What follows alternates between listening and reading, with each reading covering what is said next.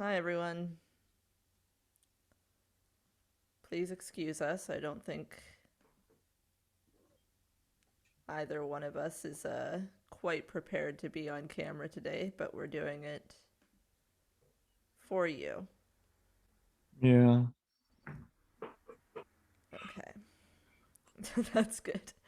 Right, I'm going to start recording audio. That is done. Okay. Woohoo. Last time you said the hard thing. I think I said the easy thing last week. Okay. I'll do it this week. Fine with that. Okay. Let me know when you're ready. Oh, I'm ready whenever you are. All right. Three, two, one. Three, two, one. Welcome to the Idiot's Guide to Horror. Counteracting the toxic culture surrounding horror fandom and breaking down your favorite horror movies. With you, as always, your hosts, Cara, Tommy Jarvis Popovich. And Christopher Jimmy Mortimer Haberman. Everybody turn off the lights, grab your fraternity necklaces and your film 101 textbooks, and let's get ready to dissect Scream 2, directed by Yeah. Wes Craven. This is number 3 in our back to school series, number 1 in our hearts. Also, this is our 30th episode. What the fuck? 30 consecutive weeks. I know. We We haven't have missed any, we have not been late. Nothing. nothing. We've been on top of shit for 30 weeks. How crazy is that? I don't Um, understand how we did it. I don't either, because there have been times where neither one of us has felt up to doing it. And I Mm-hmm. think that there are episodes that are evidence of that. And I'm not pointing fingers at Sleepaway Camp 2, but I'm definitely pointing fingers at Sleepaway Camp 2. Anyway, so for Scream 2, you can watch it on HBO Max or Pluto TV right now. Also, I recommend, owning it forever. Obviously, I would recommend that. And Yeah. today, I have brought back the good old Scream binder. Bum bum bum. For those of you that are not watching this on YouTube, I am holding a giant binder that I have filled with Scream research over the years. So that's a thing. I don't know why anybody hangs out with me. Okay. For your Scream knowledge. I wish that was true. I think that's why you hang out with me. Mm-hmm. All right. So the reason that we chose this one is because it's fantastic, and also it takes place almost entirely on a college campus. Um, it is the well, actually, before I get into it, do you want me to do the back of the box description? Since last week you were concerned. Yeah. I let's let the kids at home hear how it should be done. So go for it. Oh, me? Okay. Oh yeah, Okay. mine are not like ugh. Okay. So 1996. So you're definitely in Blockbuster, right? In Mm-hmm. 1996. And it's a Saturday night or a Friday night. I don't know. You just got out of school or something and you're looking through the horror section. See, I'm so good at this. You're looking through the horror section. You pass what shitty movies came out in the early 90s? Pass like Leprechaun, Mm.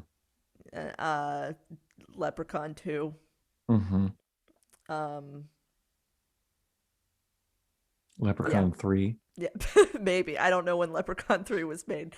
But anyway, you come to this box and you're like, oh, it's Scream 2. I saw the first one. That was amazing and one of the best films ever made. Mm-hmm. Maybe I should give this a shot, but what's it about? And so, using your hand with the scrunchie that is around your wrist, since I haven't made any references to this being the 90s yet, Mm. um, you flip over the VHS box. There's another one. And it says 2 years after the first series of murders, as Sydney acclimates to college life, Someone donning the ghost face costume begins a new string of killings. It's true. Yeah, sounds about right. Yeah. And we are going to talk about this movie in depth up to and including the ending. So this big old spoiler warning, as always. If you haven't seen this movie, please pause this episode and watch it. Yeah. Spoiler. The killer in this movie is in fact the friends we made along the way. So Honestly, yeah. Isn't that the case in every Scream movie, though? The killer is always the friends that we've made along the way. mhm. Yeah, that's a good point. Um, I think that this one is a masterpiece. I think that 3 out of 4 of them are masterpieces, but this one in particular is very cinematically enticing and like very easy and fun to watch. Um, I believe this one is critically rated higher than any other Scream movie in the franchise. Even the first one. It might be. Guys, we remember from last week that I'm auditioning for Big Brother all the time, so Well, let's get into some movie facts because we've got a lot this time. So, the movie started principal photography 6 months after the first Scream and was released less than a year after the original, which is an insane turnaround time, especially for a movie that is actually this good. mhm. And yeah, Scream 2 is 81% and Scream 1 is 79%. So Thank you for looking that up right away. mhm. Not a liar this time, guys. The cast was not informed of the identity of the killer until the last day of principal photography. Also, the cast did not receive the last 10 pages of the shooting, last 10 pages of the script until shooting. They were shooting it. They're in, guys. I'm not really good at the English language. You're great. Um, the last the last 10 pages of the. Okay, guys, hold on. Let me shake my fingers out. Okay, you got it. Furthermore, the last 10 pages of the shooting script were printed in gray paper in order to deter illicit duplication of them.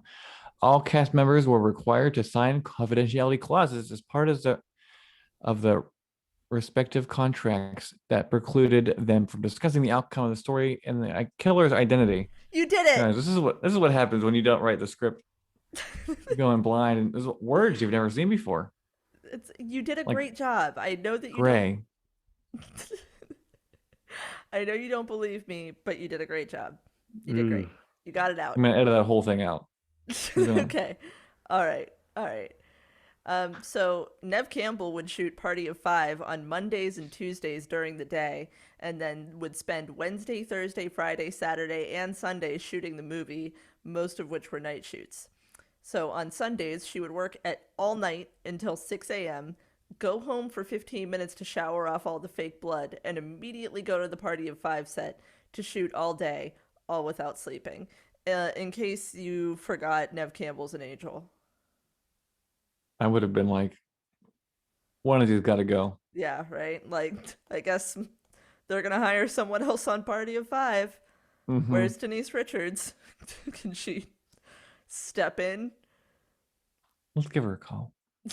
Um, Various titles were considered for the sequel at different points of the film's production, including Scream Again, Scream Louder, and Scream, the sequel. Which one is your favorite? Scream Again. I do like Scream. I like Scream Louder. Mm-hmm. If this movie was called Scream Louder, I think I would like it like either 2% more or less. I can't decide which way it would go. There's really no way to tell now without like re-releasing it. Right. Absolutely. I would have to watch it with fresh new eyes, and I'm Mm-hmm. not capable. So after filming, Jada Pinkett Smith sent Wes Craven a set of steak knives for Christmas. That's cute. Mm-hmm. Get it? Because knives.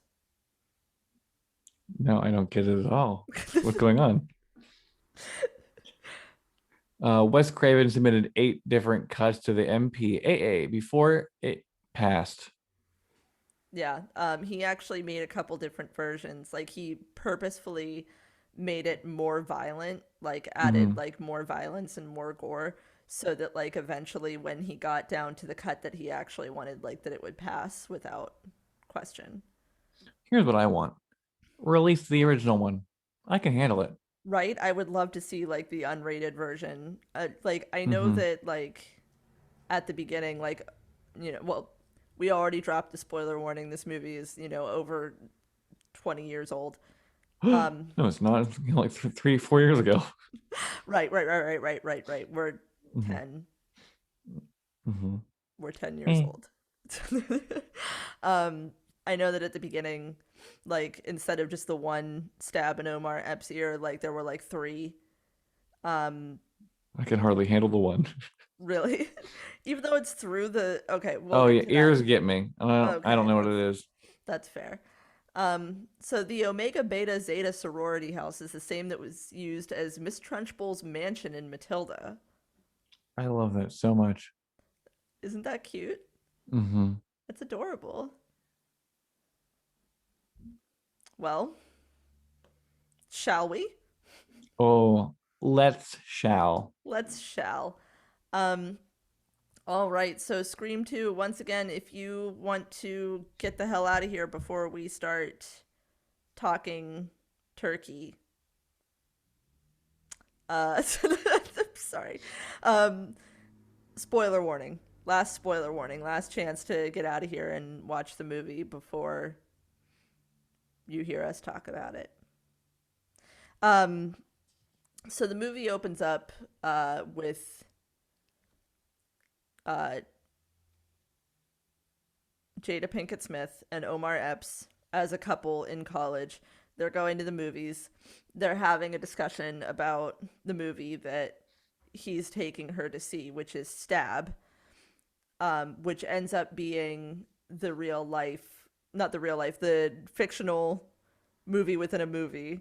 Oh, we're Also, already getting so meta. I know, movie within a movie, directed by Robert Rodriguez. The scenes of Stab were directed by Robert Rodriguez because there's nothing he hasn't directed, I guess. He went from Spy Kids to Stab Right. to Pan's Labyrinth. Yeah. Nope, that wasn't him. It was Guillermo del Toro. That What are you was talking about, Guillermo del Chris? Toro. Yeah. It's okay. What else did? Oh, Machete. Machete, Planet Terror. We never did that, did we? No, we have not Did I done it give you your yet. copy of that? Yes, you did. Okay. um so they're going to see this screening of Stab, Mm-hmm. and in the theater are people just behaving like fucking primates. Here I wrote down you get a whole ass Ghostface costume for 750 with your movie ticket. I'm guessing. That has to be like, did they all go and get those separately? Because like the theater is full of people in the ghost face costumes with like the glow in the dark knives. They're passing them right out whenever you walk into the theater. Right, that's Like, right, yeah. here's your free $30 costume from like your Halloween store. Right. Here you go. Good luck. Go to. I want anybody to go to a movie theater right now with a mask on and not like the mask that we are actually wearing. You know, But like a ghost face mask. right? And see what Right. happens. Um Also, I've been to raves tamer than that movie theater screening. I can't, like, it's the one thing about this movie that I cannot, it makes me so mad. Why are people acting that way? I I do not know. I've been to literal raves that were calmer. You know, Yeah. or like, They're just like throwing popcorn and they're all like screaming, and like every single thing that's happening, they're like, ah, woo. And Heather mm-hmm. Graham is on the screen. She's playing the part of Casey Becker, but it's really like sensationalized. And they're acting out like the whole Yeah. first. Why is she making popcorn, then getting in? Okay, she's popping the Becker popcorn on the stove, Mhm. but she's getting in the shower. Right, Dangerous, guys. Do not make popcorn and then leave it unattended on the stove. right. to get in the shower for Yeah. some reason. She's about to get in the shower and the phone rings, and then, it's they basically, we're going to get people lost here. The movie within the movie is uh, supposed to be the scene from the beginning of Scream where Casey Becker has the whole phone conversation with Ghostface, and Mm-hmm. then he, kills her. So Jada Pinkett Smith's character, Maureen, she is not very interested in watching this movie. No, there's a Sandra Bullock here playing right down the street. Yeah, there's a Sandra Bullock movie playing right down the street. She says this is a movie about dumbass white people doing dumbass white people shit. Mm-hmm. Um, And horror movies are historically known for excluding African American elements. Correct. Which I think was a commentary on the complete lack of people of color in the first movie. Well, Was we'll find out if we think this makes up for it or not later on. Yeah. Um so anyway, she goes to get popcorn and she overhears, two girls talking about how this is based on a true story. That, this really took place in Woodsboro, which we already knew, but maybe she didn't. Mm-hmm. And so she's walking back, and Omar Epps, his name is Phil Stevens in the movie. Phil surprises her, and he's wearing a ghost face mask, and she's like, okay, I'm going to go sit back down. You go to the bathroom. So Phil goes to the bathroom. The urinals are taken up. These men are taking an excruciatingly long time to urinate. Is that for real? So, Is that what it's like? Do they just nope. No, it's not. You know what else is not like? Um, what was his name? Phil. Phil? Phil then goes to a stall, leave his door completely wide open and begins to urinate there. That also doesn't happen. Right. Very Guys, weird. if there's a door, close it. Right. Um, but he hears somebody making really weird, like little noises, like little chittering noises, in the bathroom, the stall next to him. And so for some reason, like he wants to get a closer ear on this instead of just peeing like he should be Mm-hmm. doing. And he puts his ear up against the stall, and who should be on the other side but the real ghost face? Now, here's what I want to know, which we can get into later. Um, who is it, do you think? We can absolutely, like we did with the first one, we can Mm-hmm. absolutely play this game at the end, 100%. Okay. Um, so after he gets stabbed, the killer goes back into the theater and pretends to be him to sit next to Jada Pinkett Smith's character, Maureen. I already said that. Maureen. To sit next to Maureen. And she's been really uninterested in the movie, really freaked out by it. And then, like, he comes back and she says, like, oh, you came back just in time. Like, I think that she's about to get it. And she hides on him while the stabbing in the movie is happening. And then when she comes away, she realizes that there's blood on her hands. And he brandishes a knife, stabs her twice in the stomach, and she gets up and she walks to the aisles. But since the crowd is so ridiculously rowdy, they don't see Mm-hmm. that anything's happening. They don't see that there's a real attack happening. And like Maureen is getting like stabbed Murdered. as she, Yeah. yeah, murdered as she walks. Um, she climbs up the stairs to like stand in front of the movie screen, like, and they finally all start to calm down once they realize that she's not faking, and she dies. Well, this is one of the harder Scream openings to watch. I agree. This and then um one of the Scream 4 openings with Sookie. Oh, I Loved that.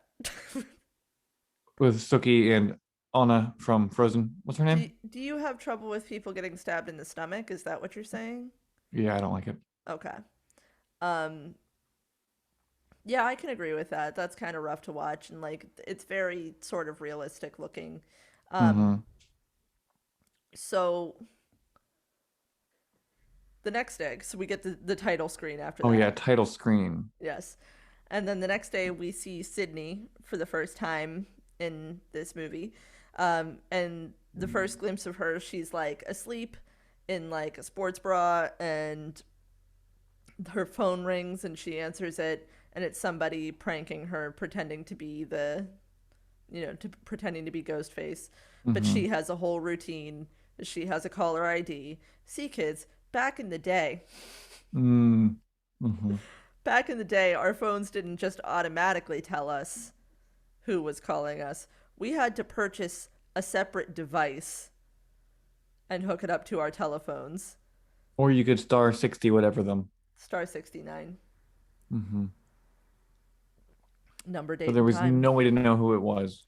Right. You just had to like blindly pick up that phone, put it to your ear, and say hello and hope for the best. Right. Um, I don't know if we actually have any people that are like young enough to not remember caller ID listening to us, but just in case. Yeah. So she, it's new enough at this point that people are surprised whenever she is able to figure out like who's Mm-hmm. pranking her.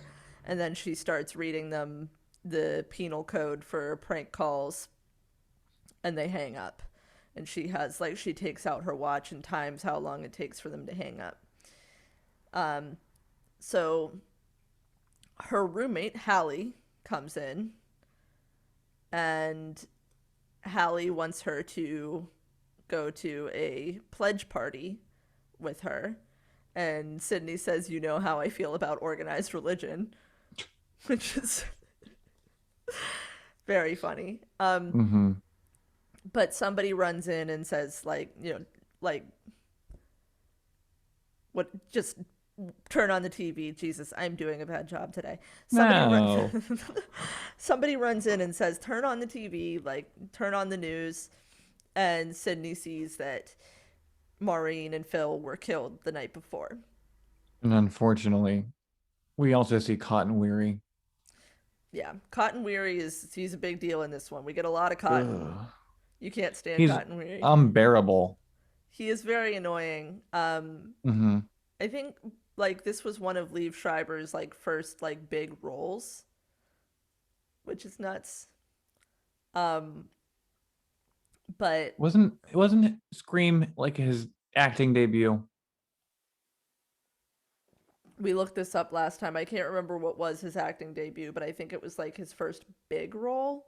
Mm-hmm. Um, I don't think that it was his like entire debut. Um, I didn't care for him in this. It was a little bit too. I liked him better in Scream. Oh, I can't tell you which Screams he's in because that would be a spoiler. I liked him better in other ones. yes, he's in other Scream. Other Scream. Yeah, the first one. He, Maybe more, yes. maybe less. We never know. Um, Mm. So yeah, Sydney gets the 1-2 punch of seeing the footage of like what's going on with the murder, and then she has to deal with seeing Cotton Weary, who she's still having a lot of guilt about not having identified the right person and having sent Mm-hmm. Cotton to jail for over a year when he was entirely innocent. No, this was not his first role by a long shot. Well, you It's heard just it here first, guys. Lee Shriver been in other movies before. um, This is one of my favorite parts of this movie. Um, the film class. the film class. Yeah, because immediately we should point out that immediately when Sydney sees the thing about the murders, she says, "Where's Randy? I have to Mm-hmm. find Randy." And guess where Randy is? He's in film class, which is where I would want to be also. And we're in like a debate in film class with my future husband, Timothy Oliphant, and other people. I mean, Sarah Michelle Gellar's there. Um, Randy's there. People you've seen before there. Couldn't tell you another one though. About if you can or cannot blame real life violence on entertainment. Um, they're not responsible for their actions because of movies, horror movies, action movies, you know, eventually maybe video games too. Um, and then they get into a lengthy discussion on sequels suck. And then they try to name sequels that were better than the original, Um, and the only one that they all agree on is The Godfather Part Two, which I which I've also never seen. agree. Uh, it's Nah, great. you're not making me do it. I got bullied into seeing the first one. Bullied. Bully, and you didn't like it? No, it was fine. It's too long. Okay, all right. I don't need to see a movie longer than Schindler's List about anything else. You know what I So, mean? have you ever seen Citizen Kane? No, I have You've ne- not. you've never sat through all 4 hours of Citizen Kane. No, but I watched Boyhood once, so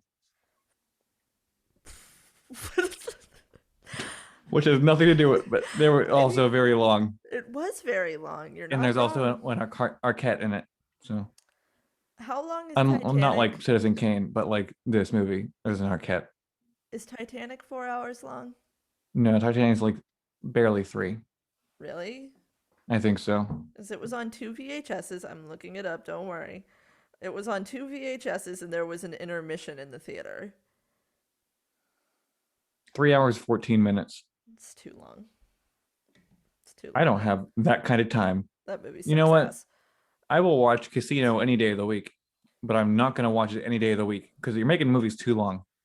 Listen, all of these, like, I had to, like, pry myself out of the world of Tony Soprano to record this episode. So let's stop talking about the mafia because we can get into Goodfellas it right now. is a 10 out of 10 movie, but Hmm. it's too long. It's not too long. Also, I can't tell the difference between Goodfellas and Casino because I feel like they're the same movie. They're not the same movie. They're Very very similar different plot movies. line. I disagree. They're very However, different movies. no, me and my dad get into a fight about which one's better. Which one do you think is I, better? I have to go with Casino, but it's a toss up. Casino is, I think, more disgusting than Goodfellas. Mm-hmm. Goodfellas is a little bit more elegant than Casino. I cry in Goodfellas more than I cry in Casino. Why are mafia movies so long? Let's just go with that. Let's Yeah, why are they so long? Like historically, mafia movies are very long. mafia movie makers. Cut about 30 minutes out of your movie. Martin Scorsese? Are you speaking exclusively to Martin Scorsese? If they could cut Midsommar down from 4 hours to whatever it was, so can you. 2.5. Oh, that's not that long. I mean, that's still pretty long. Midsommar was very long. Yeah. It doesn't Um, feel like it at all. but the mafia movies do to you. They do. Godfather Part One felt like forever, and then um, what was it? Is that the movie I'm thinking of? I don't think it is. I think I'm thinking of Goodfellas, where what's his face was supposed to be a child. Oh, yeah. Yeah. Yeah, Goodfellas. he was never a child. All right. Anyway, the film class kids are having a very Oh, yeah. heated and non-pretentious discussion about this, and they all settle on The Godfather Part Two being the only good sequel. And then Sydney shows up at the door and takes Randy away to talk to her about what's going on, and he just kind of brushes it all off. Mhm. Um, and he's like teasing her uh about it and like saying like, we already lived through this once. I don't want to live through it again. I just want to live a quasi normal existence. Like, don't you? And then Sydney's boyfriend shows up, Derek. Derek shows up, Too and old for her. You think? I think I think he looks very old compared to the rest of the cast. I wonder if he was older than the rest of the cast, but like I don't know. I think that he looks like 90s college. Mm-hmm. Still Like like 42 years old. The entire cast agrees, you know? something like that, yeah. Um so We're Derek also shows up. introduced. Oh, sorry. Let's No, go talk about ahead. Derek You for a go. second. No, you go. No, you go. There's a scene coming up with the goddess Courtney Cox, Gale Weathers, Her hair and in the this. uh I can talk about her hair for days. And then we have movie star icon, other goddess, Laurie Metcalf, playing Debbie Salt, who is, what are you making that face for? What? What face? I I saw did you. nothing. No. Oh, oh no, I saw a face come out of your face. What? I I didn't. said, Nothing happened. no, you said it, you made a face when I mentioned Laurie Metcalf. Don't worry about it. We don't like Laurie Metcalf? No, I was given one of these. What a, Uh-huh. Uh-huh. yeah. Yeah, see? um Debbie Salt is also she's like a budding journalist, a budding local reporter, and she's really excited to meet Gail. Um Gail, of course, is not very excited to meet her. Yeah, your flattering remarks are both desperate and obvious. Right. Ah, Yeah. I know. She's amazing. mhm. Um so Gail um also yeah, she's still hungry for fame. She's famous already, just not in the way that she wants to be. She still wants to be like Pulitzer famous instead of like tabloid journalism famous. Um, and then Dewey shows up, just kind of bumbling around the campus. Um, Oh, poor bumbling Dewey. I love Dewey. Mm-hmm. Yeah, he's just kind of bumbling around the campus, and like Sydney meets up with him and talks with him, and he says, you know, you probably already know him or her or them, uh, which is interesting. It's an interesting way to put it. Um, And uh, then, unfortunately, Gale surprises Sydney with a one face-to-face interview with Cotton Weary.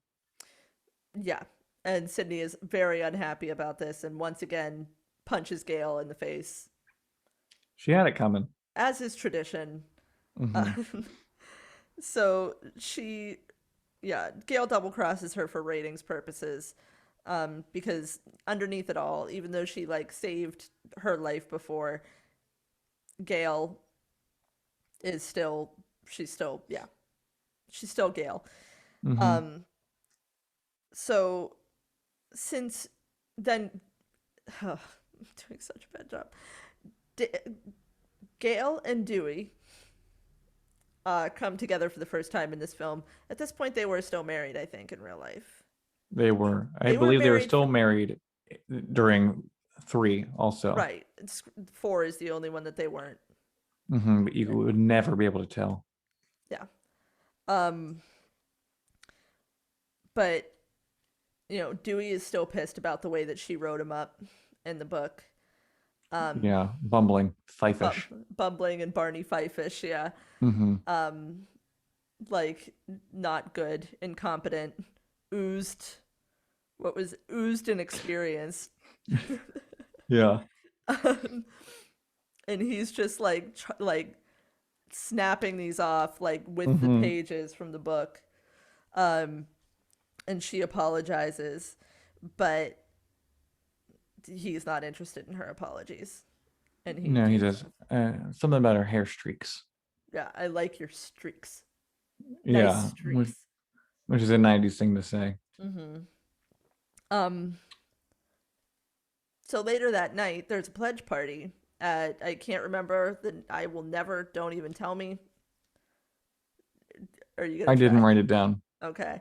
I have no idea how to do that. I Delta lambdas. okay. I did Um, write it down. the Nope. Delta They Lambda might. Zeta. Yeah, they're sensitive to Sydney's plight. They're very yeah, they are courting the hell out of Sydney. They really Hmm. want her in their sorority, probably because of, the fame. Um, and they she goes to this party because Hallie is pledging Delta Lambda Zeta. Also, all of her other friends are there. Um, and at this party, what happens? We get more of Sydney and Derek, and we get some like butting of the heads between Mickey and Randy. Hmm.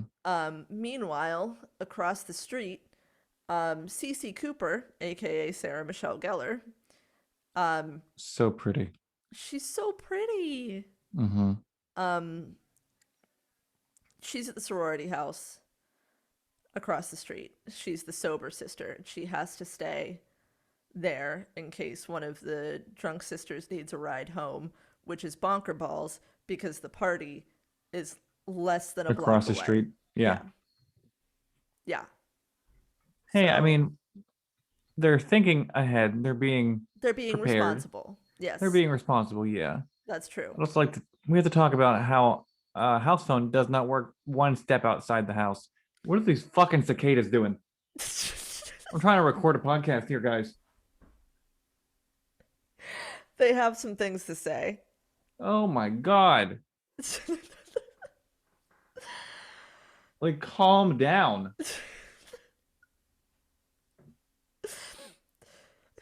If I could just get like live my life outside my window screaming forever, wouldn't I? Like, what if I could? But I can't. I'm trying to work for a living. So Maybe they're trying to say, they're like, oh, you guys are being too flippant about drinking responsibly. You should send a stronger huh. message. Hmm. Well, how's this for a stronger message? CZ, is it the house watching maybe trash TV, maybe nothing at all, maybe she's reading a book. I don't remember. She was But like she gets flipping. a She's channel surfing, and mm-hmm, she's on the probably phone. watching The Hills or That Laguna wasn't. Beach or whatever was on in the 90s. I don't remember. That was way after what was in the real world. Mm-hmm. Yeah. She's watching Big Brother or something. Um, and she gets a phone call, and we all know the voice. You know the voice. I know the voice. Do you I know don't who the remember what he voice? says to her. Do you know who the voice is before that? The person that she's on the phone with. It's kind of a cameo. I do know this. Hold on. Give me a clue. Give me a clue. Cruel Intentions. Nope. Is it S- Ryan Phillippe? I don't remember no, anything. it's Selma Blair. Selma Blair. Yeah, Selma Who Blair is on the phone with her. I was gonna. That was my third guess. Do you know she has that? She can't. She has that stutter now Yes, because I of want the to watch. MS. I want to watch that documentary about her, but I don't like crying. So, I don't like crying either. Yeah. um, I watched her any do her makeup the other day on Instagram, that's cute. and by the other day, it was like 4 or 5 years ago, guys. I do that too. I'm like, oh yeah, the Hmm. other day, and it was like 3 months ago. I was watching Frasier the other day, and I picked out a phone caller voice, and it was Carrie Fisher. Because Really? they would have celebrities call in as the people Mm-hmm. on Frasier for the advice, and Yeah. I'm like I'm a good Carrie Fisher voice recognizer. God, how good is Frasier? Frasier is one of the best TV shows of our generation, I me love of all time, Frasier. Love Frasier. better than Cheers. I think I can watch. I can like binge more Frasier than I can binge more Cheers. Hmm. Um, I don't know what that's about, but It anyway, was the most unexpected spinoff, and it just works. it does. It works so well. Hmm. Anyway, if I say that I just saw something, a couple of days ago, it means that I've just been waiting for somebody to bring it up so that I can talk about it. Whether Yeah. that's been like a few months or, whatever. It's been Mm-hmm. sitting in the think tank for long enough that I'm finally like, it's out. And I don't want to be like, oh, I heard about this a couple of months ago because that's not relevant. Cicadas. Can you hear them? I can. Oh, fuck. Guys at home, I'm so sorry. I live in Western Pennsylvania, and there's a swarm of locusts, like in that book. We've all read it, you know? Is that they're not the cicadas, right? It's the locusts. Because we don't have the cicadas this year. We have We the have something. locusts. I think it's the We have locusts. something. It's like every And they once in a won't while shut up. there will be like one outside of my window just like all night and Do you know what they are? So, grasshoppers fear a change coming, so they put themselves in this weird sleep, change their molecular structure, and wake up as like these fiends of war that are ready to survive a plague. And that's how we get locusts. They evolve themselves to survive something. is this real? I'm 85% sure I heard somebody say it on a podcast the other day. That is horrifying, to be entirely honest with you. It makes me And I think it uncomfortable. was on Attitudes, which this week they just re-released an old episode as a new episode. And I said, guys, I've heard all these. That's what we're doing next week, guys. We're gonna re-release last week's episode for next week. See how you all like it. Anyway, Oh yeah. Cece gets killed. Cece gets killed because it was never Tom on the phone at all. I don't know how. Why doesn't she just drop the phone and run across the street to the party? To the party. Yeah, I'm not sure. She tries to like walk outside and call the cops. Um, it doesn't. The phone doesn't work outside. Thelma Blair tells her to set the alarm. There's a whole thing going on. Ugh. No, she She gets Nobody killed. makes it. She Yeah. gets thrown from the top floor of the house. Um, so she dies on impact. So the police start, showing up to the house like in droves, and somebody at the party is all excited because there is, police swarming the house at the other Greek letters that I don't remember. Hmm. Um, so they all run outside to see, and Sydney goes the whole damn way over because one thing about Sydney motherfucking Prescott is that she doesn't run away. She actively seeks out sensitive situations and walks towards them. She confronts them. Not in a stupid Yeah. way. She's not stupid. She's Oh, she might brave. be stupid. Are you really going to go there with me? She answers this phone knowing who it's going to be because after she forgets, after we find out somebody's dead, the police and paramedics are there. She tells Derek to be right back. She's going to get her coat. So she runs inside to get her jacket. The phone's ringing and she answers it. Yeah, We already know who it is. but what does she react with? What does she react with fear, or does she No, just react with exasperation, as I have noted in my binder of facts about Sydney Prescott? she does not react with fear. Um, she curses at him and then he's inside. There's a ghost face inside the sorority house. There's a chase sequence, and unlike Cece, who ran straight upstairs, Bad idea.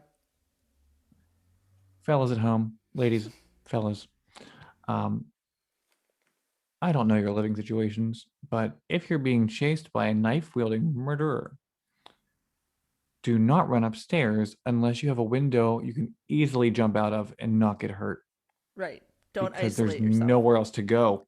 Do not leave the ground floor of the house. Yeah. You kick out a window down there, you like full on Texas Chainsaw Massacre, throw your body out of that window Yeah. and Do what Sally did twice and just bust through the window like it's bust through a window made of while grandpa paper. is trying to bash your brains in. um so Derek comes to help her, and he gets slashed on the arm, but the killer gets away. Mm-hmm. And Derek's wound is at the hospital. They find out that Derek's wound isn't serious. It missed all of his major nerves and arteries. How Um, convenient. yes, Mm-hmm. and the police and well, Dewey is the police. But they're like, oh, it's very convenient that, you know, you you're very lucky, and they get kind of accusatory. Mm-hmm. Um, and what else happens there? And Mickey says like, "Oh, we're all here for you, Sydney," and stuff like that. Um, Mickey says something here that I don't remember, but I thought it was important while they're sitting in the hospital yeah, or slash police station. Couldn't tell you what it was, but I remember writing it in my notes. he says Mickey something has about something important. Derek being there, like right place at the right time, and how Oh unlikely it yeah. was. I feel Um, like Mickey shouldn't. I'll talk about it later. um, so after at at the police station, um, there's a police officer writing the names of the the three victims that have been killed so far. I'm Mm-hmm. doing such a bad job. I am so tired. I'm so sorry. We're fine. Everybody loves you.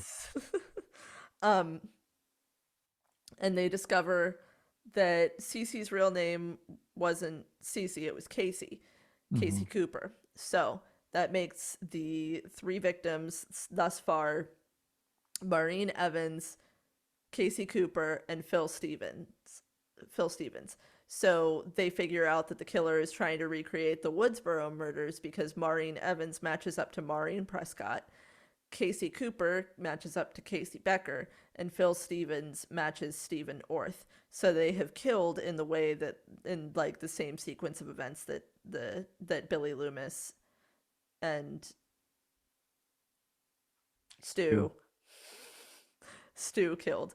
Um, so the police chief assigns two detectives to Sydney, um, and she just gets to walk around with these dudes like casually strolling about 20 feet behind her all the time. Derek isn't happy though. Derek is very unhappy because Yeah. she's kind of like half breaking up with him for the next like 30 minutes of the movie. Mm-hmm. And she kind of like starts to plant those seeds here.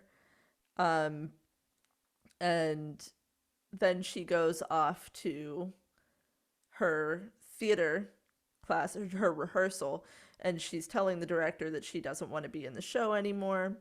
And he convinces her, she's the lead, she needs to be in the show, and, she should put it all on the stage. And then what comes next is one of the most incredible scenes in cinema history. The play rehearsal is absolutely fantastic. And um, it's a play about the fall of Troy, and Sydney is surrounded by a chorus of players that are wearing like robes and masks and holding knives.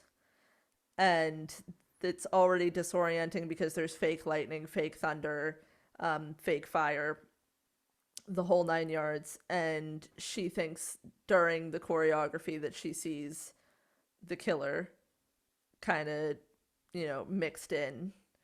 But it's unclear. We never really find out if she's hallucinating this or if this is really, if he was really there. Yeah, I couldn't tell if it was real or imaginary. I'd like to think it was real, but then I would Yeah, also like to think that if there was an extra person in the choreography, somebody else would have noticed. right. Um, so it's possible that Sydney's just hallucinating because she's super stressed out, and this is like a stressful situation to put herself in when she's already stressed out. Mm-hmm. Um, so she freaks out, and everybody is like really concerned, or really weirded out by it, and she runs away, and she hides backstage, and then Derek shows up, and he's like, "Hey, I'm here to escort you," and she's like, "What happened to Mickey?" And she's like, "How long have you been here?" Like she gets really suspicious of Derek. Um, and Like, she tells him that she needs to be alone, she needs some space. And he's like, I guess I'm supposed to be like understanding. And she's like, yep. And he's like, you got it. And he walks away. Um, so did we miss the, Yeah, we skipped over a little bit. we skipped over the I think I love you scene? Ugh, yeah. Um, Do you hate it? so yeah. You do? So earlier, um, Mickey wants to get an interview with Sydney, but everyone's telling her at lunch because we're all eating lunch in a cafeteria. I've never been to college, couldn't tell you if that's what it felt like, a high school lunch to me. Whatever. Everyone's telling her bad idea, Yeah. for some reason. Oh, this is also where we find out that Randy's calling Mickey the Quarantino film student, The freaky which Tarantino film student. mhm. Yeah. For some reason Derek Top Guns. Except he doesn't do like you've lost that loving feeling. He Hmm. does uh what's the I think I love you. yeah, the Partridge Family guy, David. He was in the Hasselhoff? No, I don't Partridge know. Family. No. I I can't remember, but he was in the Hmm. Partridge Family and the song is I Think I Love You. The thing that I like about this scene though is that he's not good at singing, so it's like more believable. Hmm. Um, Do you know that's how Tom Cruise proposed to Katie Holmes? are you serious? He Top Gunned in real life too. That's sad. Yep. That's sad. I don't like it. Um, I mean, this some women this might work. I don't know. I feel like it might work on some people. If It's you not try it for for me. me, I will leave and never speak to you again. That's I will do not make a spectacle of me. I will sue you. If you come near, if you come near me with a flash mob, I will call the police. Mm-hmm. Yeah. Yeah. This is also where we're discussing possible suspects, and Derek gives his Greek letters to Sydney, which is apparently a no-no. Tori Spelling plays Sydney in Stab. Which is a callback And to the first movie when Sydney said, like, with my luck, I'll be played by Tori Spelling. did she play Sydney in 3? No. Because she was totally in 3, right? No. In three, Sydney is played by Emily Mortimer. Well, Oh. like movie Sydney is played by Emily Mortimer, Mm-hmm. obviously. You know We're what gonna this movie could have used? The only saving grace of 3, and I know we're not talking about 3. Parker Posey. yeah, Parker So Posey. My lawyer liked that. Um we get the we get the rules of surviving a horror movie sequel mhm. now from Randy. Um, Number one, the body count is always bigger. Number two, the death scenes are always much more elaborate, more blood, more gore, carnage candy. And three, if you want your sequel to become a franchise, never ever ellipses. Um, that's all we get. It was originally going to say never ever assume the killer is dead. It did not make the final cut of this movie, and we get never ever and then nothing. Nothing. Yeah. Well, because number three was never ever like in the his original set of rules, that was, one of his rules was like, Mm-hmm. the killer will always come back for like one final scare. Um, so one thing that we have to remember from the first movie is that everything that Randy says ends up happening. Randy is like, I don't know, what do you call it? Like the troubadour. Mm-hmm. Yeah, he like guides us through these movies and we don't even realize that it's happening. Um, so he gave his rules. That happened, and now we have to jump ahead um, to when Dewey and Randy and Gale are all on the line, and they receive a phone call, um, Mm-hmm. and it's the killer, and he's taunting them, claiming that he can see them from where he is, and um, Randy stays on the phone with him while Gale and Dewey start, going around and looking, like just pulling random like cell phones out of people's hands because you used to be able to like identify somebody by whether or not they had a cell phone in their hands. Mm-hmm. And Gail answers other people's cell phones as because one lady's like, "Who is this?" She's like, "Gail Weathers, author of the Woodsboro Murders or whatever." She said, like, it was so yeah, funny. yeah, who the hell are you? Yeah. um, Also, whenever the killer asks Randy what his favorite scary movie is, what does Randy say? Showgirls. Showgirls. Terrifying, yeah. I Um, love it. our last moments with Randy are great. I will say Yeah, he that. goes out with a bang. He goes out with a bang. I also like when the killer says something about his unrequited love for Sidney Prescott, and he just goes, "Fuck you." Yeah. um, but I also agree with what Randy says about the killers, that they're nothing compared to Billy and Stu. right, Nothing. and he's like, "Why are you like? Why the why the hell would you want to copy them?" It's like Billy Loomis, that like rat faced, like psychotic, like Mama's boy. yeah. Um, but he is outside of the cameraman's van, and the door flings open, and Randy gets pulled in, and he is killed. Um, Gone but not forgotten because he's very busy doing that dumb movie he did with Tommy Lauren. yeah, yeah. Uh, That's a different story for a different day. I I sat in, like, I got to see that Scream panel like at that Comic-Con with Nev Campbell, and Jamie Kennedy was also there, and he is a mess. Dude is a mess. It was sad. Like, there was like a huge line for Nev Campbell's table and literally no one at his. And Oh, even I would have though went. I He was in Malibu's Most Wanted. Isn't that something? I Doesn't that mean something to guess, anybody? but anyway, um,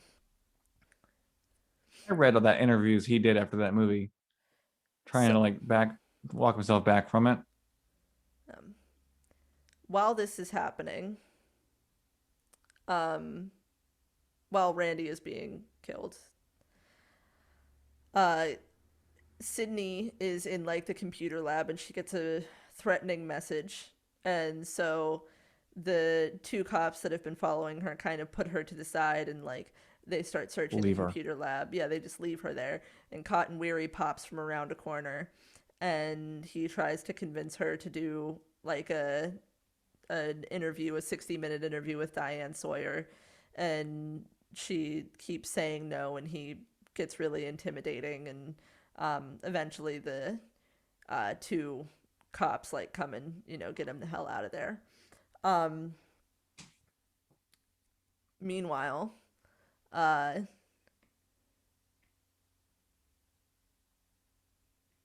then not meanwhile. Okay, then Gale and Dewey, um, Gale's cameraman quits and leaves her with the bag of footage because he read her book while he was there, and he decided that he didn't want to go out like the other cameraman, um, which is fair, totally fair, Mhm.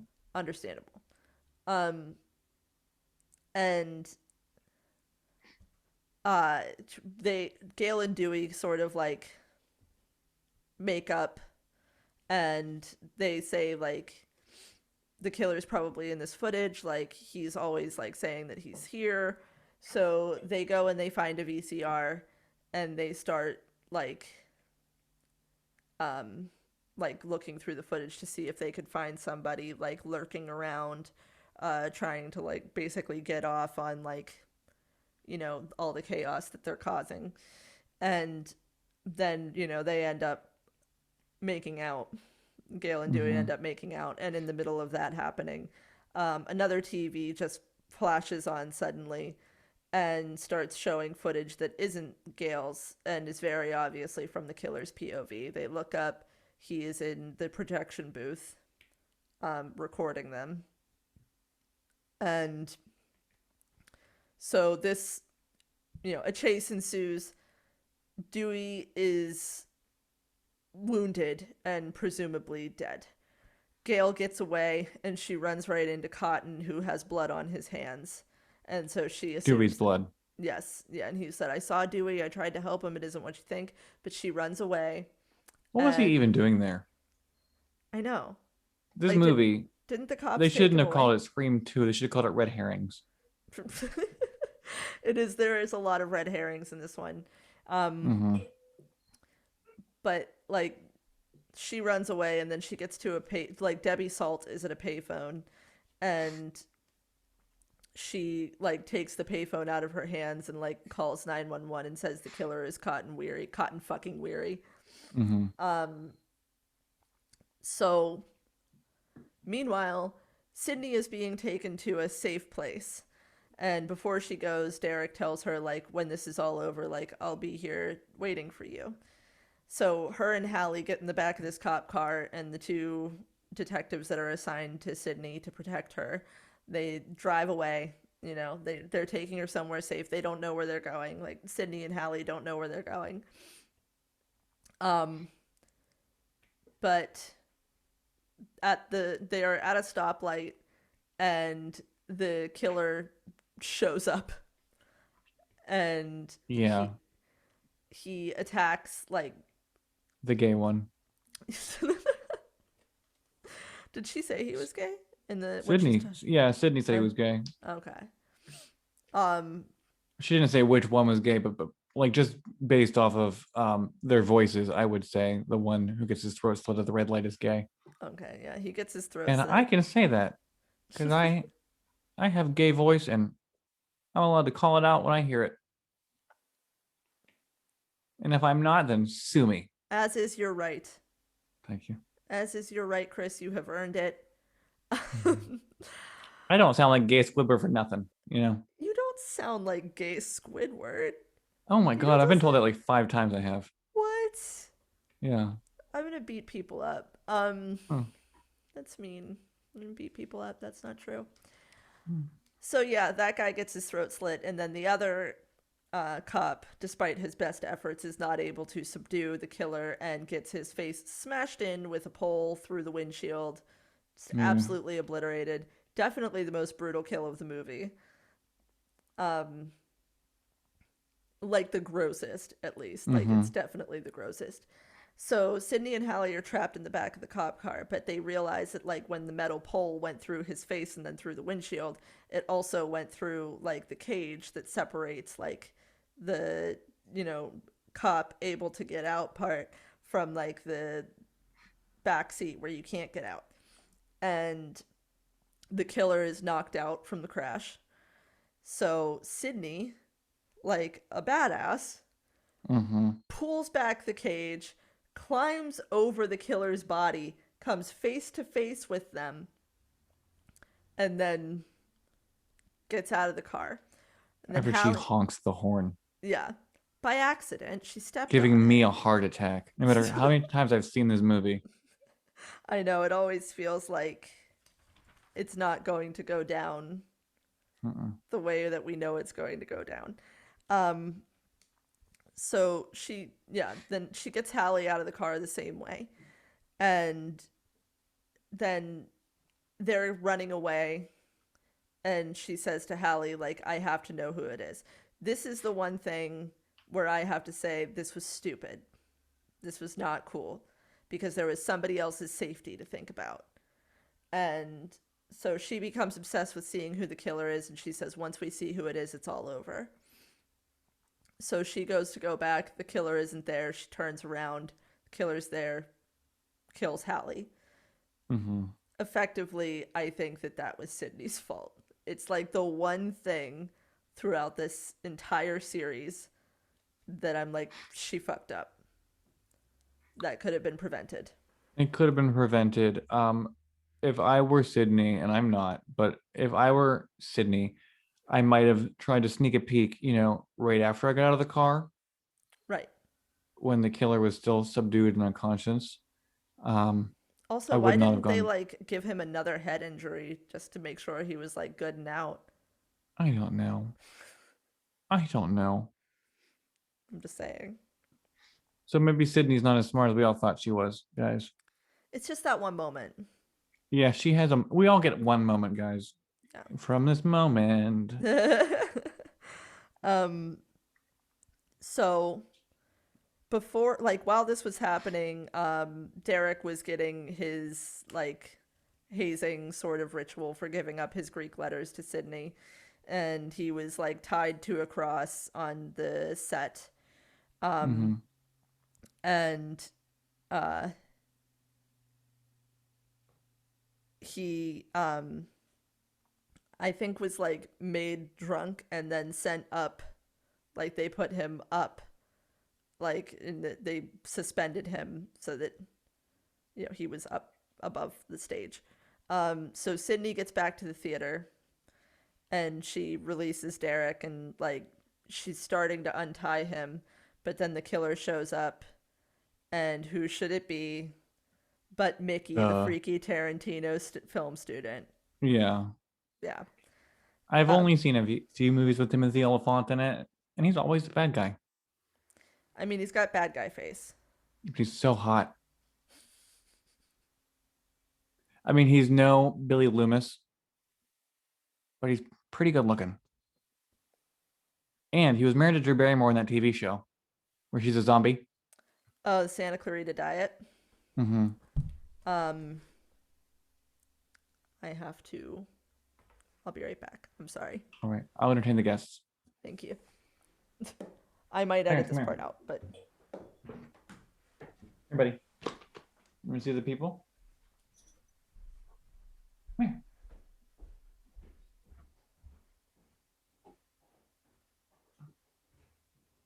here. Guys, remember Clarence? This is him. You want to say hi? He doesn't want to talk to you guys, so sorry.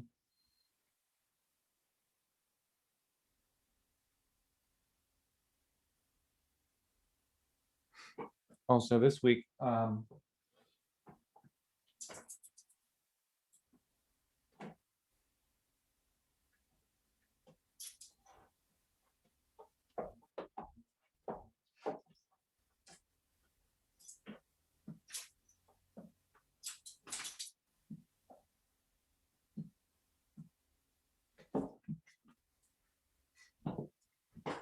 I got this new, oh God, Halsey album. I don't know what it's called. I don't actually like Halsey, but I liked one of the songs on it a lot, so I got that. The song I liked was "I'm Not a Woman, I'm a God." I haven't opened it yet. We can do that if you want.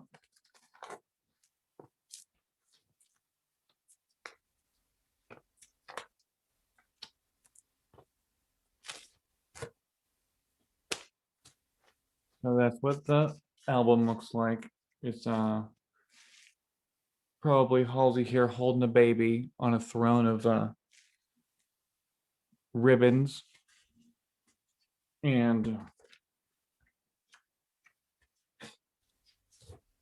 the vinyl is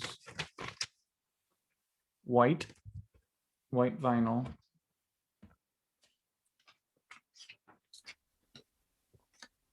And I think it comes with a poster.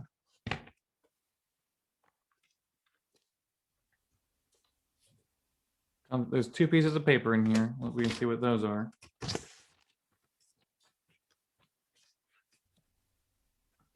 We have this piece of paper.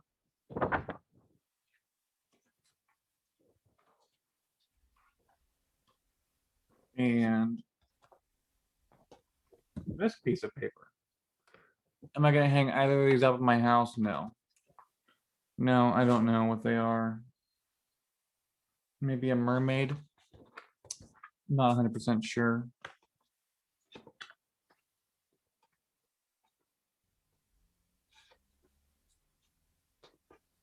But like, I'm not a big fan of the album. I only like the one song, but it might grow on me. But I don't know why it would, because I don't like any of her other music. So what are you gonna do?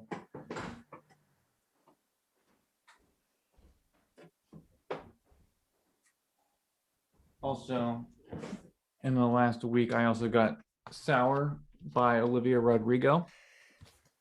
And the vinyl for this one is Transparent Vellum, All which right. I thought was cool. It's from her website, not from Target, which is blue, or Amazon, which is purple. It is transparent from oliviarodrigo.com. I gave them a tour and Thank told them how you. much I hate Halsey. Oh, I didn't know you hated Halsey. Yeah, I bought her new album. Um, I like one song on the new album. I like none of her other music. Oh, But I'm I sorry. spent $28 on that record, so Well, now you have to enjoy it. I listened to the whole thing before I went and got it. And I'm it's just the one song, but it's so good. I'm pretty sure it's illegal for you to not enjoy the entire album now that you own it. I looked it up. Fine. I love that album, guys. Disregard everything I've said previously. Yeah, you don't want to get arrested. Mm-hmm. Um, so anyway, Mickey was the killer, and you were Yep. talking Duh. about how attracted you are to him. Yeah, remember when he was the bad guy in Girl Next Door with Ethan? Ethan? Ethan, what was his name? The one that was The also guy in. from Into the Wild. Yeah, what's his name? Damn it. E something. Yeah. It'll Uh, come to us later. I just We'll let watched you know. something. I just watched something with him in it recently. Um, Emil Hirsch. Emil Hirsch. I did it without looking it up. I'm so happy. I'm proud of you. Thank you. But anyway, Mickey tries to convince her that Derek was also one of the killers, um, before shooting him in the chest, Mm-hmm. thus revealing that he was not one of the killers. But he did not work alone. So a door opens up and Gale comes through tentatively, and Sydney is, We think it's Gale. yeah, Sydney is really upset, and she's like, not Gale, it can't be Gale. And Gale just sort of like shakes her head no. And then Debbie Salt comes up behind her, but Sydney looks at her and goes, Mrs. Loomis? Boom. Yeah. Full circle. Billy So Loomis's full of a mother. circle that it goes out of this movie into the first one and then back to this one again. Right. So Billy Loomis's mother is the killer. Is also the killer. Uh, Mickey reveals that it was his plan all along to be caught for the murders and to become infamous and immortalized by the media. He Mm-hmm. says that it's all about the trial these days, and he's thinking that the angle will be like the movies drove him to do it. Um, he, yeah, the effects of cinema violence in society is what he says. So he met Mrs. Loomis on a psycho website, and she agreed to fund his college tuition, as long as he helped with the killings. Um, she made most of the calls, except for one day. So anyway, she kills him. Yeah. That's he. She kills. She kills Mickey. And when she kills Mickey, the gun in his hand goes off and accidentally, like, he shoots Gale, Poor and Gale. she falls into the orchestra pit. Um. So meanwhile, Mrs. Loomis is explaining that her motive is just good old fashioned revenge, and explains what she was planning to do. She was planning to stage it so that it looked like it was just Mickey that was the killer, and him and Sydney got into a shootout, and she got him, but right before she did, he got in like the one fatal shot. Um, then Sydney fights back in like just some Mm-hmm. of the coolest ways possible. Um, Some of the most, I wouldn't say coolest. oh, come on. I have a problem with this. You have a problem with this? It doesn't make, okay. Is it fun? Yes. Is it practical? No. Put that binder away. Don't you look at me with that binder full of scorn. She's making thunder effects. Why? She's Because dropping sandbags at random. okay, So, hold on. So, at the beginning of the movie, there was this whole big to do about how she chose theater as her major because it was where she was like expressing her strengths. Hmm. Therefore, it's a callback. She was expressing her strengths and using them to defeat her trauma once again. But here's my thing. She could not see Mrs. Loomis because she was behind that door. She was dropping bags left and right. How did she know if anything contact? Also, she had an axe. What happened to the axe? She just left it? Well, she dropped the axe after she like stopped. Like Mrs. Loomis was like barricaded with like those bricks, and then Mm-hmm. she walked behind the stage, and Mrs. Loomis popped back out. I would have had the axe. Christina, bring me the axe.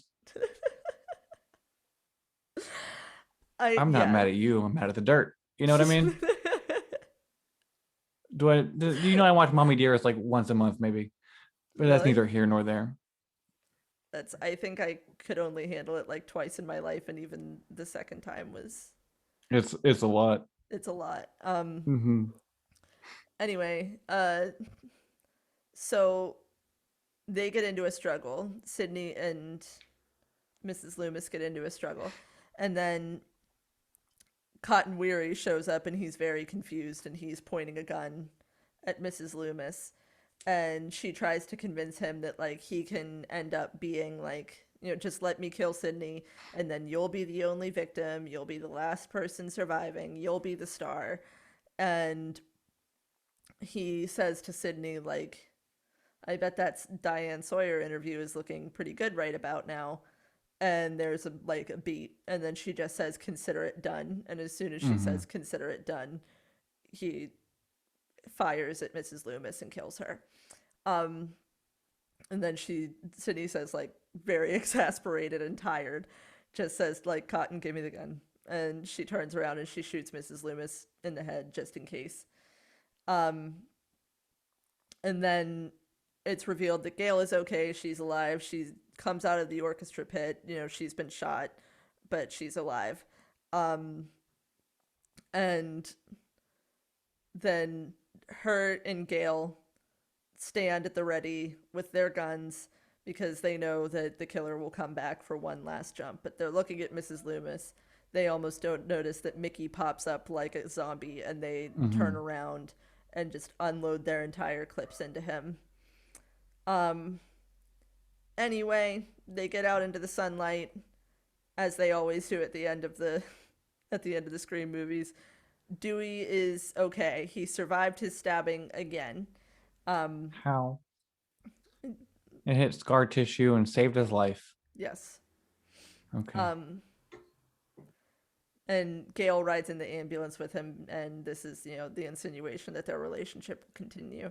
Whenever he was getting wheeled down the steps, he was saying, Gail, Gail. Yeah, Like he was calling for her. How yeah, romantic is that? yeah. Beautiful, beautiful.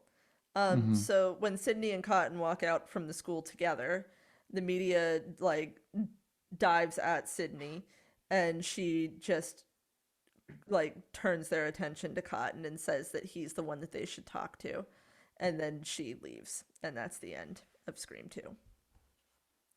So, what did you guys at home think? Do you like it? All right, first of all, let's play Who Killed Who. Okay. Wait, let me pull this up. Let me pull up a. Okay, so the kills from the beginning of the movie, I think those were Mickey. I believe they were Mickey because I don't think that Mrs. Mrs. Loomis would have been in the men's room. I also don't think that she could convincingly pull off, like being like a stand-in for Phil in the Mm-hmm. moment, like before, like between when he dies and when Maureen dies. So I think So, that that was definitely Mickey. so we think that Mickey did Phil and Maureen. Yes. Also, I think that Mickey did Cece. Yes, he did Cece. He was right across the street. He disappeared for the time that Cece was killed and then Mm-hmm. showed back up. Um, Next is Randy, Mickey which 110% did Randy. I disagree. Really? Uh-huh. I definitely think that it was Mickey. Um, after he makes fun of Billy Loomis for being a rat-faced mama's boys whenever he gets pulled inside the van and stabbed to death. That's fair, but also like, how would Mrs. Loomis know about him being like in love with Sydney? Mickey would have access to that information as his friend. That's also fair. Um, so I think that that was Mickey as well. Um, the cops, The cops. 110% Mrs. Loomis. I think that was Mrs. Loomis. Hmm. You think Mrs. Loomis was driving the car? Hmm. Yeah, I can see that because she was a woman of a certain age and then Hmm. probably a heavy sleeper.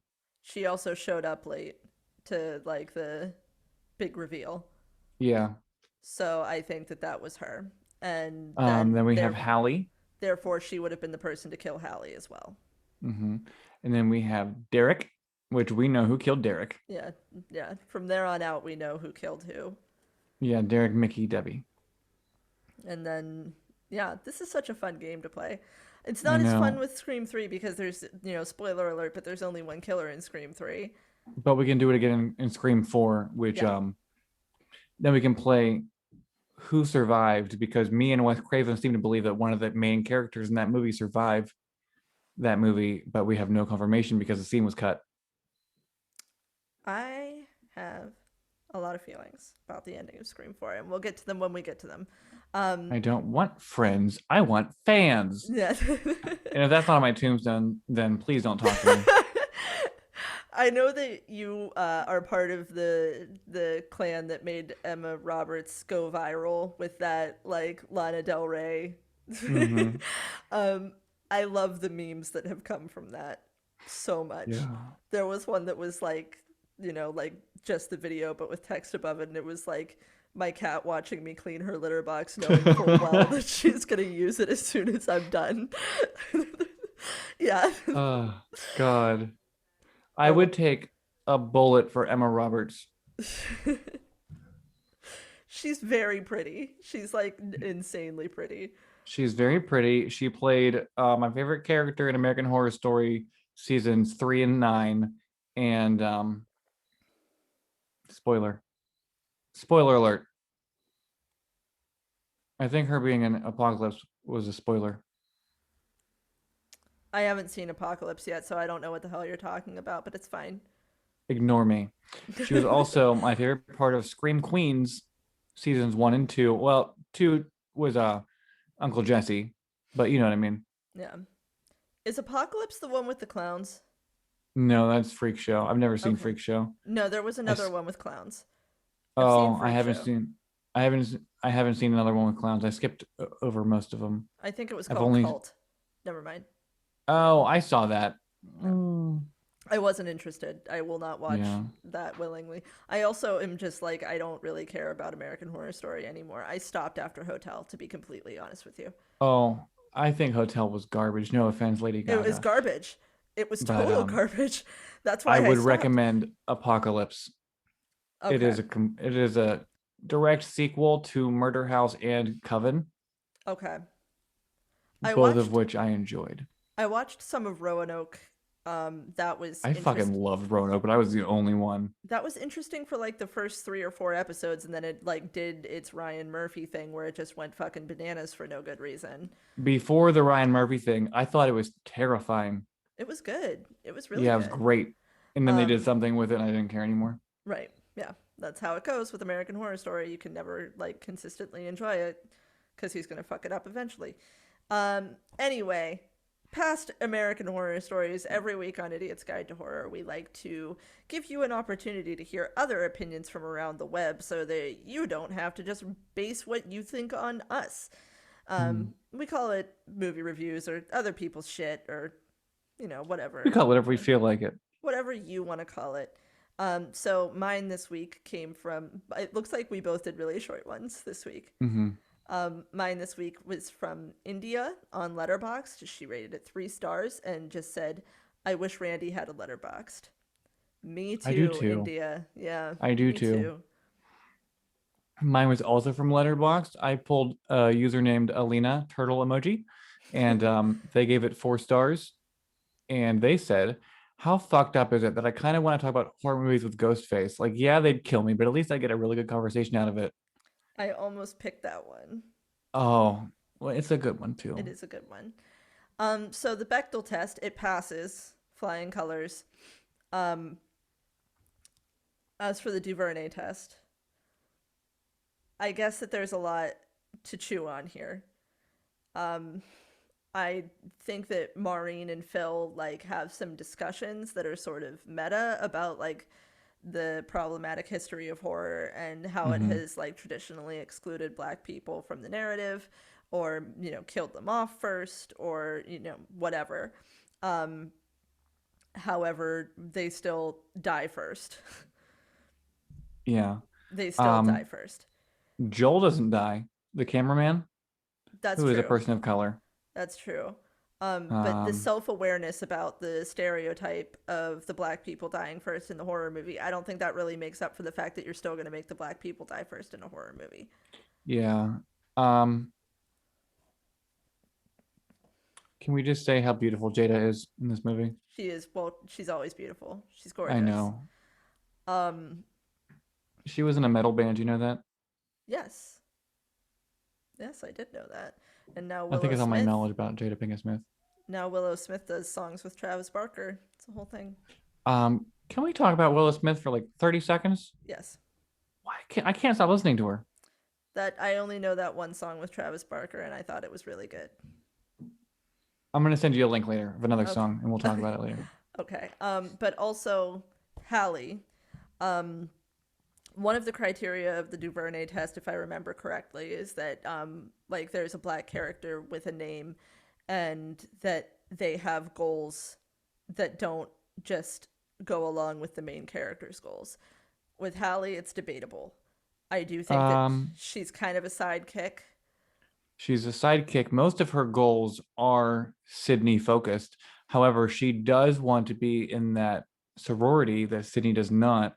Yes, and also she's a psych major, whereas Sydney is a theater major. Um, but for the But I most feel part, like she is very supporting character and yeah, has nothing on her own. she's very much the sidekick. Hmm. So, although I think that, Wes Craven and Kevin Williamson kind of tried this time around, kind of a swing and a miss, and they don't really try again um, in the Scream series. And I think that probably that's a response to how cringeworthy it was treated in this. Hmm. And I feel like if they had just like not made that a whole big deal about like the conversation at the beginning of the movie, that maybe it would have been a little less cringeworthy. And like, yes, it would have been like the stereotype of the black people dying first, but we wouldn't have had like this like snide like sneaking like self-awareness of like, Hmm. you know I know what we're doing and like we're gonna like tell you what we're doing. And I don't think that that makes it better. Just I'm trying like, to think now. I haven't seen Scream 3 in a long time. I can't remember if there are any people of color in it. mm-hmm, there's one. um I think that he's one of the actors in the like that's on Oh, okay, production I for remember Scream. now. Yeah. um Scream but 4, I don't remember either. um There's a no, couple Calkins. I don't think so. I don't think there's really. Who's doing Scream 5? I don't even know their names. I'm very nervous about it. I don't. I'm very nervous. For those of you who can't see us, Cara is like holding this Scream binder that she's been clutching onto with both hands for the last hour and 29 minutes. Ooh, okay. And We should. you won't let it go.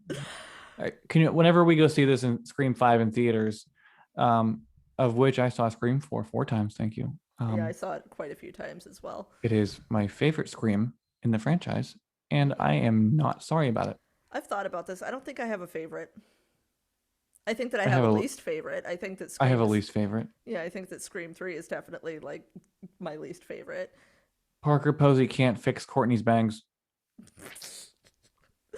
Anyway, Idiot's If Guide Parker to Posey would have been in that movie, it would not have been watchable. Yeah, okay. Yeah, I'll agree. Um Idiot's Guide to Gore. Hmm. I'm gonna say it's about a 3.5 out of I 5. was gonna say 3.5 too. Wow. Look Okay. at us. This is Mm-hmm. the first time we've ever like just agreed on it. I wonder what we're gonna rate it. Oh boy. All right. So let's do this next segment and then we'll get to that. Every Mm-hmm. week, we like to imagine that we have been given the keys to remake or reboot this movie. In this case, I guess it would be remake since it's a sequel. And Mm-hmm. then we like to imagine what we would keep because we thought it was flawless and what we would throw the hell out the second we had the chance. Chris, do you want to go first for what was flawless? What is flawless about Scream 2 is Stab the movie, directed by Robert Rodriguez. It is um taking a movie that franchise that was the most meta horror movie and making it more so. Stab is the best idea I've ever heard of. Um, it is well cast, it is well acted, and it shows up throughout the rest of the series in Scream movies. Very well done. Like it's very smart to do that. The other thing I loved about Scream 2 is the Gale and Dewey story. How we start out from the first movie till, what could be happening in Scream 5. We don't know. They are the only characters other than Sydney who make it through all of them. Spoiler alert. Spoiler alert. Mm-hmm. You've had 30 years. I don't know. But like this is whenever like they're getting together, and maybe we'll see what happens next time. Maybe they're still together. Maybe in like real life they get divorced. Who knows? Right. But I would die for Courtney Cox. I feel you. Fuck. Her hair is perfect in this movie. Her hair looks perfect. Like, just like, I'm not usually one to comment on people's bodies, but like, good lord. Like, who has a right to look that good in anything that they wear? Do you know, like, I take a poll with people I don't know, and I'm like, Jennifer Aniston or Courtney Cox? Everybody says Jennifer Aniston, which I understand. She's beautiful. Courtney Cox for me, babe. I'd say I'm a Courtney Cox person as well, pretty much based on the fact that she was Gale Weathers, to be Yeah. entirely honest. Yeah. Well, the fact that this is a Scream movie affects my rating of this movie too, which we'll get to in a little bit. Totally fair. So for me, on a small scale, as I said before, the play rehearsal scene is exciting. I think it's one of the most cinematically exciting things ever filmed. Um, it is interesting. It is like a feast for your eyes. It's also scary. The music is like swelling. It's also like this strong moment where Sydney is having like this, like she's reckoning with like what she's dealing with. She's like coming to terms through this like monologue that she has with like this problem that she's facing that she will end up facing for like pretty much the rest of her life. Um, and she says like fate has fixed its vengeful eye upon me, and it has like this double meaning. Um, so I just think it's absolutely fantastic. I think it's a really good set piece. Also, uh, I know that this isn't really the most feminist film ever made, but is it? It could be. um, Sydney and Gale are smart, they're resourceful, they're strong. When Sydney has a gun in her face, like she's like taunting Mrs. Loomis and like making fun of her while she has a gun pointed in her face. She's fearless. Mm-hmm. She is I love it. fearless. She's amazing. Um, she's like a rock, and she doesn't run away from danger, but also at the same time, she really feels loss. When every time somebody dies, she feels it. We don't see her being like, oh no, not another one. Like, even if she didn't really know the person, she feels that loss. Um, And Gale has like one of the greatest redemption arcs in the history of franchises. Mm-hmm. So I think that this is pretty cool as far as like giving us strong women to like enjoy goes. What would you throw out? Um, I feel like, no offense to this movie's murderers, I don't feel like Debbie or Mickey lived up to Billy and Stu. Um, Billy and Stu were crazed psycho killers Mm-hmm. for no reason. Right. Like Mickey, Debbie, I get it, revenge. Stu had no motive, and Right. Was Billy had motive. Stu had no motive. Um, I feel like Mickey didn't get enough screen time for me to care that he was a killer. And I love Debbie. I like Debbie. She was great. Um, I don't think she made up for Mickey. Like, he was in like what, 6 scenes this whole movie. Yeah. And Ugh. I think that each time, like, I think that this is probably the most obvious they made it that somebody was a killer. Right. Even though, like, if you watch the first Scream, like, it definitely telegraphs it from the beginning, but it's, like, set up a little bit Mm-hmm. more subtly. This one, like, I think that, like, they were trying too hard to keep him off screen so that we would suspect him less. But I think that it has the opposite effect. It makes him, like, Right. more suspicious. I also would have let Randy live. I would like to counter this point. I Okay. I love the character of Randy, and it is hard Mhm. to watch him die. However, um, there's a fly or something, and Elwood just went bananas. Um, However, since Randy is basically like the minstrel of Mhm. like this film series, there's only like eventually like after a second movie when everything that he predicts comes true, you can't keep him on anymore. I As know, but like what they do in 3 is really annoying. what with the video and everything? Yeah. Yeah. I agree. I think that that's weird. And they don't do it again in 4, which is good, thank God. No. 4 has 4 was like a really good soft reboot. Right. It was done Um, very well.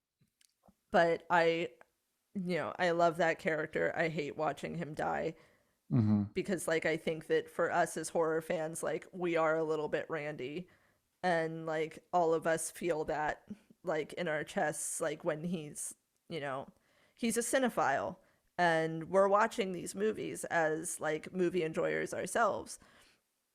So we feel that loss, but as a character, he couldn't function for the rest of the franchise just based off of what he was. I So, know.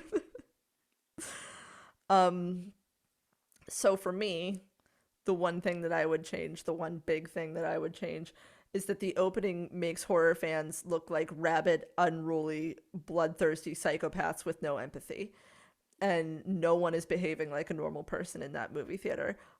I have seen I can't even I like you and I both have seen many horror movies in a theater. Hmm. Has somebody ever behaved even slightly that way? Um, no. Yeah. If somebody talks during a movie, I scream at them throughout the theater, and then that's as loud as it gets in that theater, you know? That's why I like Like, seeing movies with you. there's nobody throwing things, there's nobody talking. If I see a cell phone on, I will let them know. They're like, hi, I paid $14 for this ticket. You're turning your phone off. Put it in your pocket. Yeah. But like, that's pretty much it. Yeah. Like it's just it's a very weird and it like happens again in the series like in Scream 4. Yeah. Okay, but Scream 4, They're teenagers and it's like they're a teenagers party. and is a party. They're not Yeah. actually like there to watch the movie. They're there to drink. Right. But like in this like they're like running up and down the aisles, Mm-hmm. bitey little jerk. Um, Elwood wants to be fed again, and so now Oh. I'm getting bitten. Like he's a little mosquito buzzing around my ankle. Um, but yeah, there are people like running up and down the aisles. They're throwing popcorn. Everybody's being Mm-hmm. noisy. Nobody's sitting down. The people that are sitting down are like still like doing the fucking wave. Like it's like a preposterous setup. And like I could okay, I could maybe see it if this was like an adult screening of like if you ever been to like the Oaks where there's a bar inside the movie theater and then we go and we're seeing like Empire Records, which or Rocky Horror. If Rocky this was Horror is Rocky a Horror, yeah, it's a like different thing though. It's like it's structured still chaos. it's structured. Nobody's running and scream like they're screaming, sure, Hmm. Hmm. but you're screaming the words. Right. You're And throwing like popcorn. You're throwing rice. there even now like there are rules. They don't let you throw certain things anymore at most Mm-hmm. theaters. Um which is like, part sad and also partly like it is a waste of Yeah, I food. get it. It's a weird waste of food. Like it's Mm-hmm. we don't need to like throw entire hot dogs at the screen. Like that could Right. be in somebody's stomach. Mm-hmm. Um but even like considering that, like even at like the most like I've seen revivals several times. Like I saw like a midnight showing of Cannibal Holocaust in a theater. I saw Evil Dead, and we're going again next month. Mm-hmm. um like I saw like a run of that. um I've seen like several, so many. Suspiria I saw on the big screen. It's never been like this ever. Nowhere close. Could you imagine having to clean up after that? No. I would quit. Yeah. Absolutely. It's preposterous. It's not a real thing. I don't know Mm-hmm. why they felt the need to like make it seem that like that's what horror movie premieres or like horror movie crowds are like. That's not what it's like. And also like considering that this is based on a true story, like suppose Stab is based on a true story within the Screamiverse. Mm-hmm. Um like we have empathy. And this was a year ago. Yeah, horror movie fans have empathy. We wouldn't be running up and down the aisles in like the garb that the killers use to enact Could these you imagine me tragedies. dressed like Scott Peterson running up and down?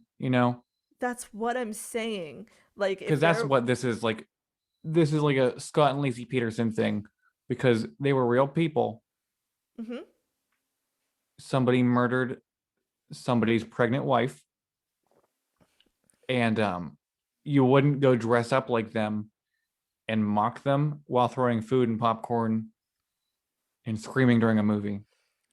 It's actually even like questionable on a moral level to like make horror movies out of real murders. I think that like back in the early 2000s or like the late 90s there was this like weird stretch where there were these like straight to video releases that were just like named after the killers that they were like basing the story off of. Like there was like Dahmer, and Jeremy Mm-hmm. Renner was Jeffrey Dahmer, and Gacy, and like Ed Gein, and like a Ted Bundy movie. And like I I just think I have that Ted Bundy movie. it's just all in super poor taste. And like now the vibe is more like a true crime, like it's leaned more that way. And Mm-hmm. that's the portrayal that we get with like what was the Extremely Evil and Shockingly Vile or something like that, the I one didn't with see it yet, but it's on my yeah. list. I didn't see it yet either because I resent like Ted Bundy wasn't attractive. Stop trying to make me think that Ted Bundy was attractive. I think he was very attractive.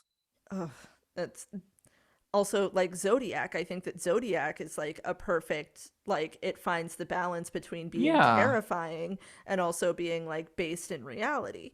Mm-hmm. But like this concept that like if like that Jeffrey Dahmer movie were to be released in theaters, that like people would be running up and down the aisles like with like giant like aviator style glasses on and like shirts buttoned up to their whatever. Like it's preposterous. It's just not a real thing. Like Mm-hmm. we have empathy. We're not like evil.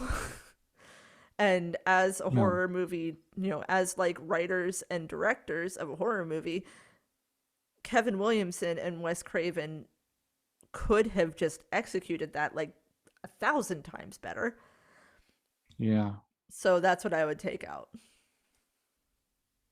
Anyway, what do you rate it? I give Scream 2 a 4.5 out of 5 stars. Um, I will give any Scream movie at least 4 stars, and I mean you, Scream 3. Um, Scream 2, better than the original? I don't think so. I've read a lot of reviews saying that it's better than the original. However, it doesn't hit home to me. Um, for me, 1 and 3 are the best, in my opinion. 2 is number 2, and then 3, God bless it, it did its best. Um, the killer Mickey was not memorable enough for me to give this movie a 5 out of 5. That's Like, fair. remember when Stu was getting stabbed in Scream? Mm-hmm. So, do you really call the police? My mom and dad are gonna be so mad at me. It's so I wanted good. that. I wanted that. So funny. There was Mm-hmm. so many levels to that. Yeah, I agree with you. Mickey is definitely a very forgettable killer. Um, so shocking no one. I'm going to give Scream 2 a 5 out of 5 stars. I think that this is where we get the most of Sidney Prescott, who, to me is like the best female fictional character of all time. She's a fucking hero. And I think we get, like, out of the entire series, this is where we get the most depth. This is where we get the most ingenuity. This is where we see her, like, really understanding her situation, which, like, there's a little bit more of that in Scream 3. And I think that that is like the best parts of Scream 3 are the Sydney parts, but since she's literally only in that movie for 20 minutes, you can't base the entire movie off of that the way that you Right. can. Like, she is centered in this one. And there's so much humanity to her character. It's incredible. I agree with you that Mickey is a forgettable killer. However, Mrs. Loomis is not. No, she was great. Also, Derek, like this concept of like Sydney not being able to like just live a normal life. Um, Everything about it. I don't know. I just number one and number two, both 5 stars for me. Anyway, so now Hmm. we've got this new segment where we give you just, for those of you who aren't big horror movie fans but still listen to us, thanks for sticking around. Now we call this the Idiot's Guide to Non Horror. Um, did you come up with something while we've been sitting here? Unfortunately, I did. What was it? Um, my favorite movie, one of my top 10 favorite movies of all time. Um, it is currently streaming on Prime, Paramount Plus. That's it. Um, it is Soap Dish from 1991. And I know what you're saying. Chris is transphobic. And yes, I know. I I wish it wasn't. I love this movie. I watch it more than most movies. Um, it stars Sally Field, Kevin Kline, Terry Hatcher. Terry Hatcher says this line in this movie that whenever she meets Kevin Kline for the first time, he goes, "Oh, you have beautiful eyes," and she goes, "They're nothing compared to my tits." Soap Dish is Sally Field losing her shit for 90 minutes. Like, do you remember the scene in Mrs. Doubtfire where she's at the restaurant and she finds out, spoiler alert, that her husband is the nanny? Her ex husband, yes. Yeah. It is that for 90 minutes of her in a soap opera as an aging soap opera star, um, whose niece comes in and gets a role on the same soap opera. Whoopi Goldberg's in it. Kathy and Jimmy's in it. Um, Robert Downey Jr.'s in it without facial hair, so you might not Mm-hmm. recognize it as him. Yeah. Um, Ooh, I want it's streaming every like on 2 places right now. It is so funny. It is so smart and witty, and unfortunately, um, the '90s were not a nice place for trans people, to no. and just know that going into this movie that it is not a perfect movie. So No. I'm sorry, that's my recommendation. It's okay. That's I fine. feel bad. I I mean, feel bad about that and Sleepaway Camp. I love them both. I've seen Soap Dish a lot. Um, like my mom really loved that movie, and like yeah, Sally Field is she's amazing. She's a Hmm. fantastic performer. I miss her. She should be in more things. Um, She's very active on Twitter. oh, that's cute. Hmm. That's really cute. I like that. So my non-horror recommendation is probably going to come super out of left field. I didn't expect it either, and I'm not the whole way through it. Um, however, sorry, my there we go. Why isn't it charging? There we go. So my partner put this on, and I did not think I was going to enjoy it because, when I tell you, yeah, you probably won't believe it either. But it's a show about Formula One racers. It's like a documentary show about Formula One racers called Formula One Drive to Survive. Um, I've already it's left on the chat. it's on Netflix. Um, Finn keeps doing this thing where I'll make dinner and like he'll put it on, and then like when he gets up to do something else, he's like, oh, you don't have to keep watching this if you don't want to, and I'm like, oh yeah, yeah, I'll turn it off. But it's really interesting. It's really cool. You get to see a lot of what the driving is like around the world. It's got really amazing cinematography for just being a show about racing drivers. And I know like everybody hears race cars and immediately thinks of NASCAR, but Formula One is different, guys. It's a very different monster, which I already knew before this, but I just didn't, really care either way. But Formula One's a very different thing, and it's actually really interesting, and it requires a lot of skill because the cars go like up to 200 miles per hour. Um, so that's my recommendation: Formula One Drive to Survive on Netflix. I never would have guessed. Like, never. I mean, I've also just been rewatching The Sopranos in preparation for the prequel that's coming out next month, but Oh, I watched 5 seasons of Degrassi: The Next Generation in the last 6 days. I did that recently and I had to stop because I was thinking about it constantly. Like I got up to the middle of season 4 and it Hmm. was like the whole thing with Mr. Oleander was happening and I was like, Hmm. ugh, ugh, ugh. Um, and I found myself like later that night like chopping something for dinner and just like thinking about this dilemma that Paige is in, and I was like, I need to stop. I need to put down Degrassi for a while. I I stopped it yesterday during season 5. Peter Oh, when Peter is it? shows up.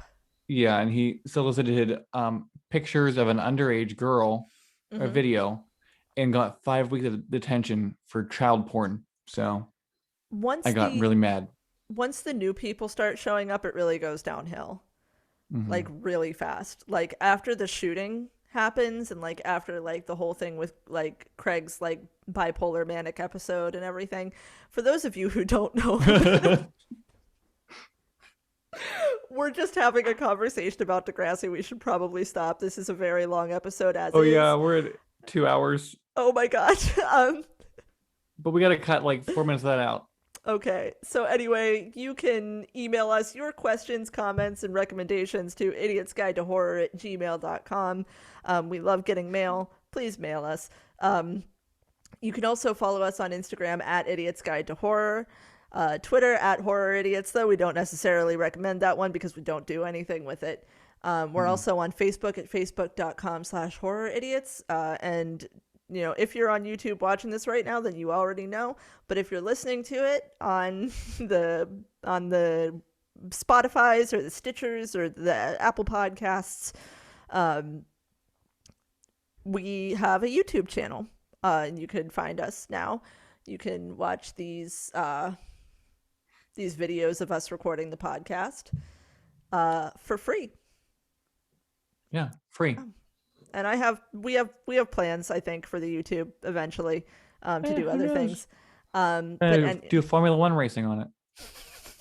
don't fuck with me.